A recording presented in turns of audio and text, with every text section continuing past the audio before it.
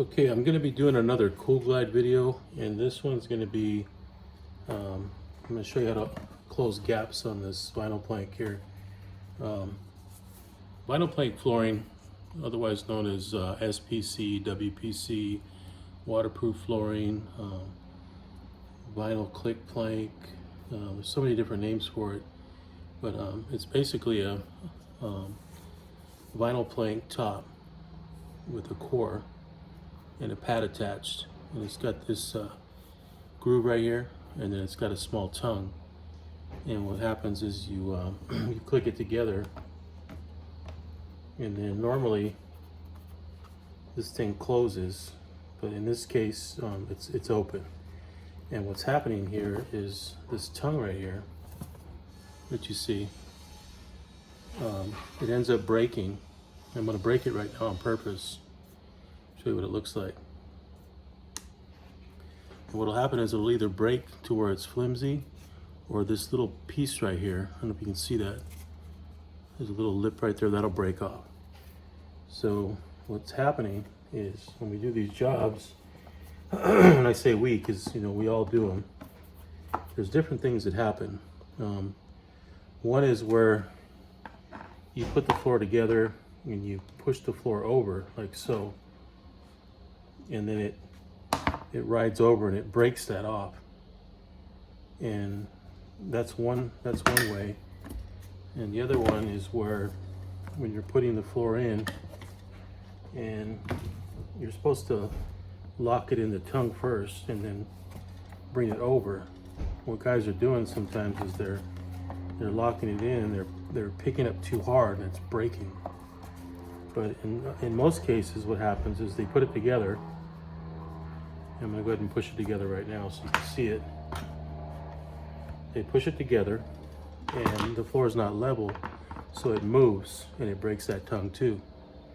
So there's the three. The first one is they put it together, and instead of clicking it, they'll pound it over. And when they do that, it rides over and then breaks that tongue off. Like that. It rides over and breaks it off. And then the other one is where they lock it in and then they lift it too hard. And then the third is they can do everything right, bring it over and lock it in, have it nice and tight. But if the floor is not level, it moves and then it breaks. So what's happening in a lot of these houses that we're doing is we're having to go back, and there's gaps that big in some of these floors. And what happens is, you can take the floor and you can move it back over, but then after time, it's just gonna open up again with all the traffic and everything. So the way it is now, if we were to take this floor, what we've been doing is we've been putting glue like so. This is for floating wood floors. This works better on wood, but we just put a bead in there and then we close it. But what's happening is there's nothing for it to grab to, and then there is something for it to grab to, but over time it just wiggles free. It's not strong enough because there's too much movement in there. So we came up with the method now to use the Kool Glide, and that's the the Kool Glide, and it's the Pro 2, and that's the one we've been using. And what we're doing now is we're taking our Kool Glide and we're taking a piece of tape like so it goes arrow to arrow. We're marking the middle, right? And then we're taking the tape and we're putting it underneath. By the way, in order to get it underneath, you just put a little bit of Vaseline here. I already put Vaseline on this one, but you just put a little Vaseline on there. You can use dish soap just as a lubricant to get it under. And then you just kind of get it under there, get it started. And this is going to be the hardest part of the whole job, actually, is to get that under there because it's a little tight right there. But once you get that underneath, you turn on your Kool Glide and it's a matter of minutes to fix it. You know, it's really not that bad at all. And then what you're doing is you're getting it 50-50. See the tape? That line right here has to be in the middle. So I'm gonna work it over. What I found that works best is, like, say a pen like this. You just kind of get it over like so, get it in there, and then you get a pen.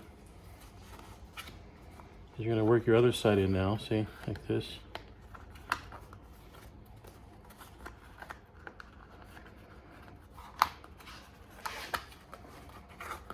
Get your other side in there. And the pen will keep it from creasing. Okay. It will allow you to kind of see how that twists in there like that. And your Vaseline kind of helps slide. If you don't put the pen in there, what's going to happen is it's going to crease. It's not going to want to go in. So.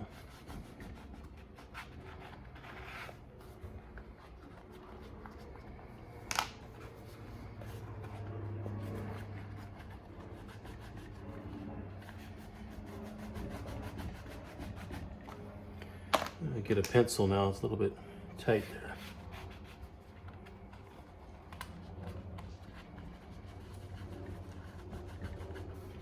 Sometimes this goes in really easy, sometimes it's hard, but once you get it under there, like I said, it's just really fast after that.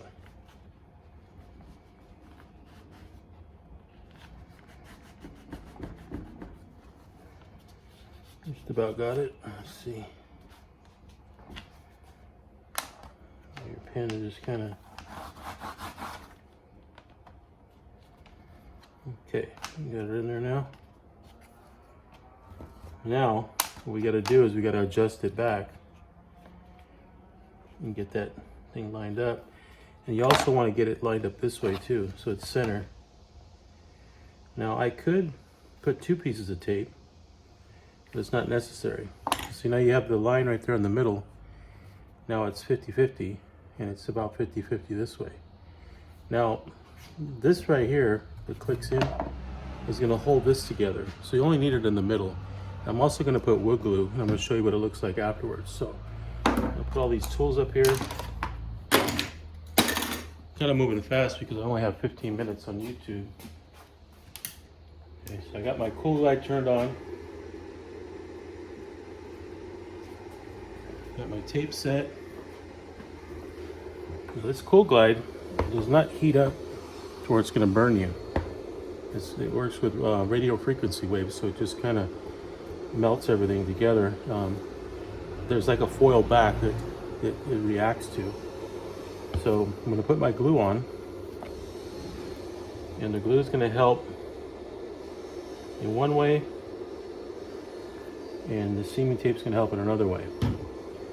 So basically the reason that the wood glue is not working is because, like I said, I put it together and then it moves. Well, this is going to bring it together, but then the Kool Glide is going to actually strengthen it to keep it from coming apart. And this Kool Glide will not affect this wood either.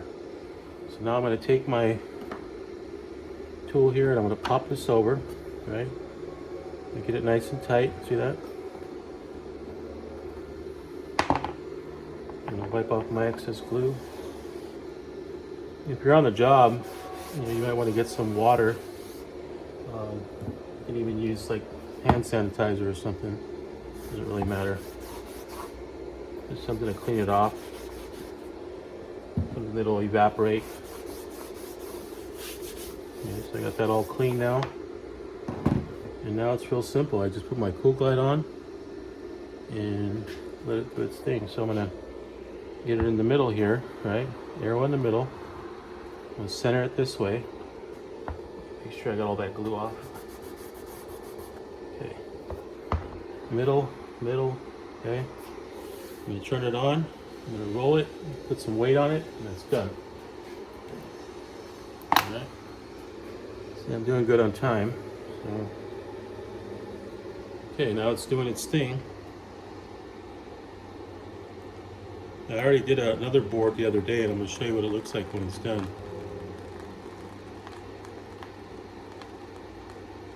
Okay, my light went off. That means it's done.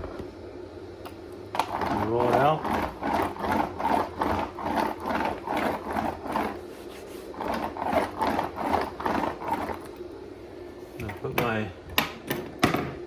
Trax weight on. Same company that makes the Kool Glide. Put a little bit of pressure on that.